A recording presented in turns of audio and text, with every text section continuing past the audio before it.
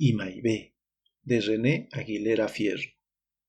Desde los albores de la conquista, el indígena fue considerado poco menos que un animal de carga. Los españoles solo veían en ellos a los poseedores del codiciado oro o del secreto del dorado. Aprovechaban de su fuerza de trabajo y les privaban de su libertad.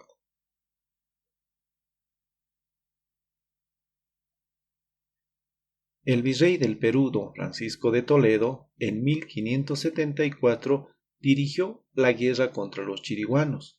A pesar de las matanzas, fracasó en su intento de reducirlos.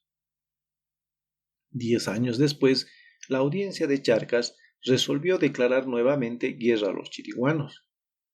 La declaración expresaba tenerlos por cautivo y esclavos, mujeres y descendientes deberían quedar como yanaconas. Además, dicha resolución mandaba que se publique y se pregone a fuego y sangre para que los indígenas sean castigados y a los demás sirva de ejemplo. Sin embargo, los nativos solo defendían su territorio. Los españoles ingresaban a destruirles sus rancheríos, cementeras y aprovisionamientos. Los indígenas capturados eran conducidos como esclavos. En el corazón del Gran Chaco, en la aldea del cacique Chimeo, vivía una pareja de chiriguanos. Se amaban y eran felices. Iñiguazú, joven guerrero, desde muy joven se había destacado por su valentía e inteligencia en la defensa de su tribu, así como de las incursiones que efectuaban en otros pueblos. Astuto en las operaciones que preparaba contra los blancos.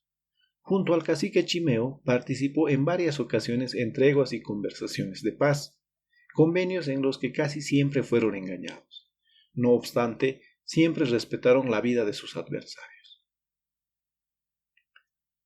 El joven Iñiguazú era un verdadero guía espiritual. Su trabajo los compartía con Imaibé, su bella y joven esposa. Era respetada por su laboriosidad e ingenio.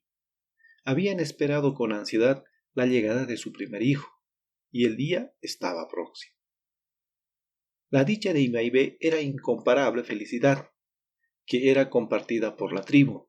Cierto día, la comunidad de Iñiguazú festejaba un acontecimiento. De pronto fueron sorprendidos por los soldados españoles, que disparaban sus armas a diestra y siniestra. Mataban a mujeres, ancianos y niños, incendiaban cosechas y derribaban chozas. Pasada la sorpresa, Iñiguazú instruyó a Imaibé que huyera a la selva como medida de seguridad. Además, la vida de ella como del hijo que esperaba estaba en peligro.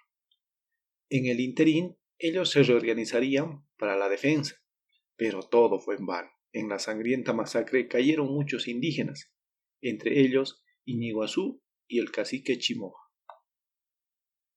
El Caray, un hombre blanco, intrépido, arrogante e inescrupuloso, no contento con la masacre, salió en persecución de los dispersos chiriguanos, no para capturarlos, sino para exterminarlos.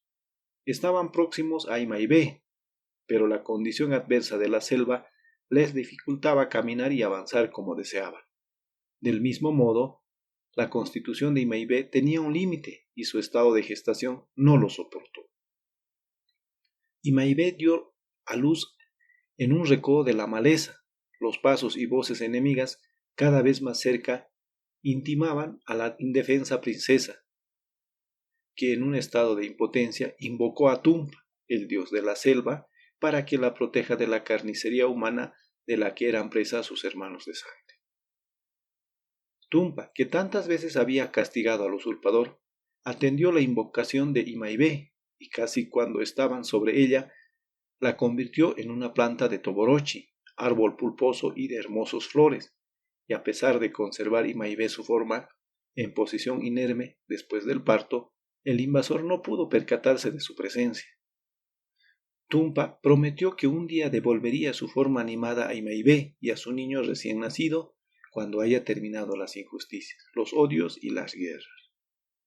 Esta tradición se ha conservado en labios de los indígenas de generación en generación, aseverando que Tumpa, el dios de la selva, viendo a Imaibé expuesta a la atrocidad del invasor en el sublime alumbramiento, y como el tiempo era escaso y la presencia de los captores era inminente, de ahí que Imaibé, con el niño aún entre los muslos, fue convertida en la raíz del árbol de Toborochi o Yuchang. Con el correr del tiempo, se había perdido el lugar exacto de estos acontecimientos, pero el progreso paulatino de esta parte de América hizo que se construyera la carretera al Gran Chaco, por la zona de Tapecua. Indudablemente nadie pudo suponer que a sus orillas se encontraba Imaibé.